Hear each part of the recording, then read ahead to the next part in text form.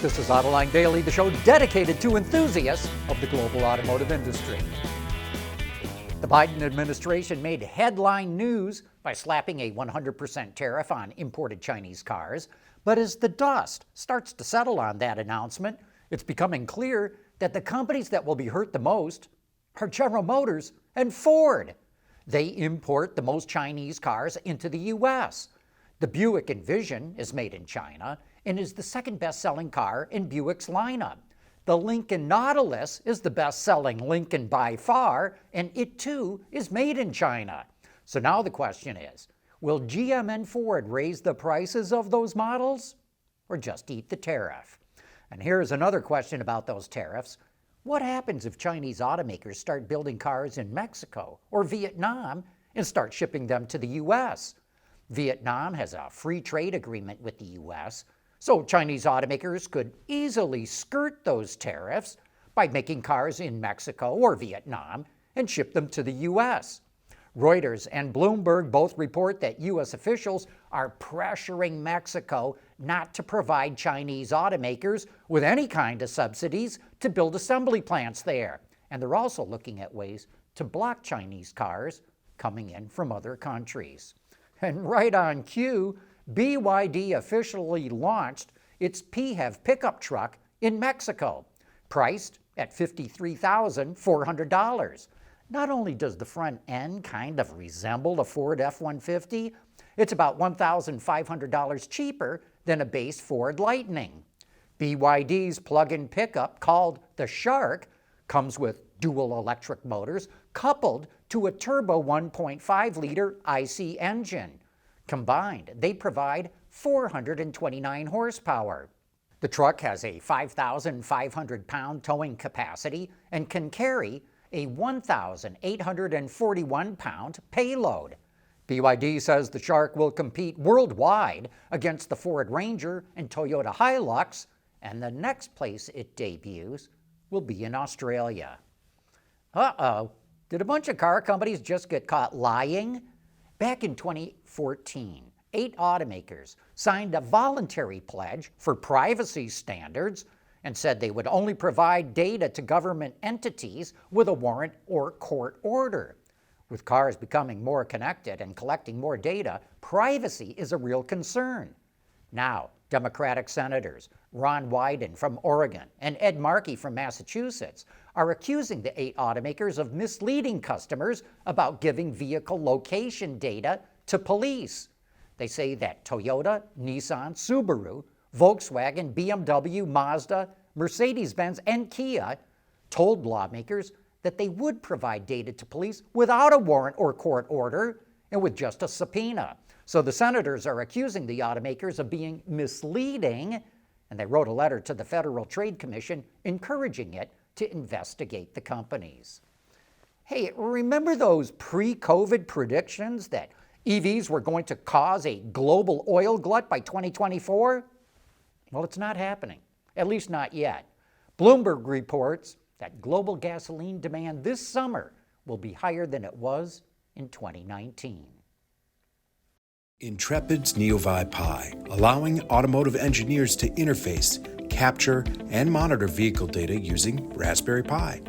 As a matter of fact, it's the automotive industry's first robust platform for Raspberry Pi, featuring Intrepid CAN-FD technology and Raspberry Pi compute module.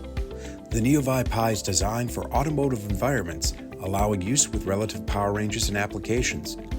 In addition, the NeoVi Pi enables you to use the Raspberry Pi for compute while avoiding additional development to adapt to network environments. That makes the NeoVi Pi powerful enough to solve your vehicle network problems, yet small enough to fit in your backpack. One of many Intrepid tools used for developing zonal architecture and software-defined vehicles.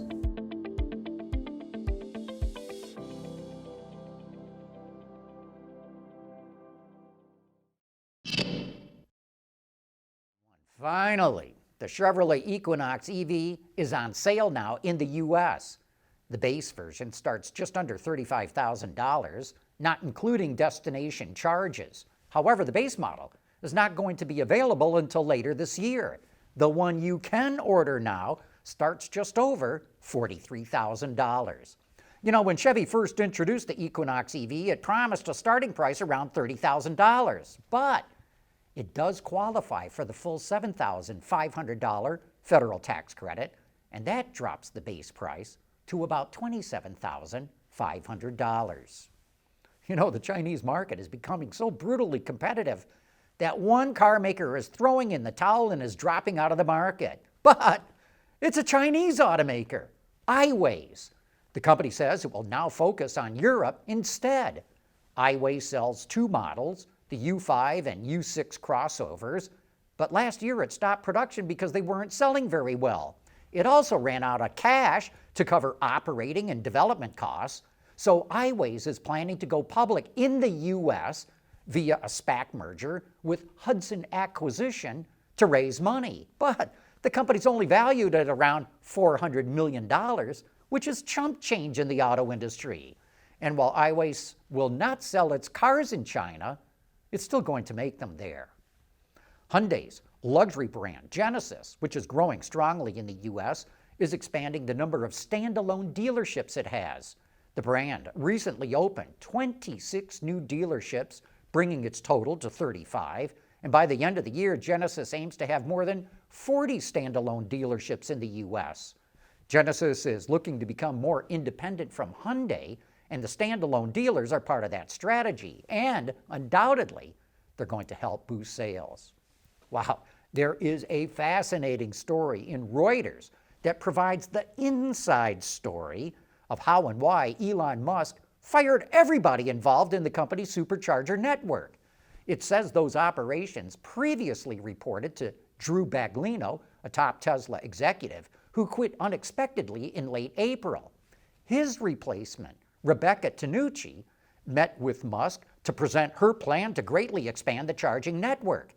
When Musk demanded mass layoffs instead, she protested. So Musk fired her and the 500 employees in that business unit. Now, Tesla's energy team, which handles solar panels and battery storage, will run the business. In the meantime, Tesla told vendors to stop breaking ground on any new construction for chargers and to halt buying any new materials. And it asked them to be patient during this period of change. Musk says he's going to invest $500 million in his charging operations, but right now, the whole thing looks to be a real mess. Wow, what a day. Tariffs, trade wars, surging gasoline demand, weak EV sales, automakers lying about personal information, and continuing turmoil at Tesla. That's a lot.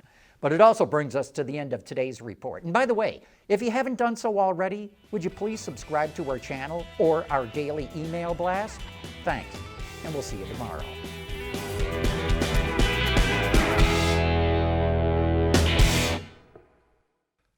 Autoline Daily is brought to you by Bridgestone, solutions for your journey. Intrepid Control Systems, over-the-air engineering boost your game. Teijin Automotive Technologies, the formula for better mobility. And by ZF. There's nothing wrong with heavy metal. Hey, lighten up. But with world-class composite material, Teijin Automotive Technologies makes vehicles lighter, safer, and more eco-friendly.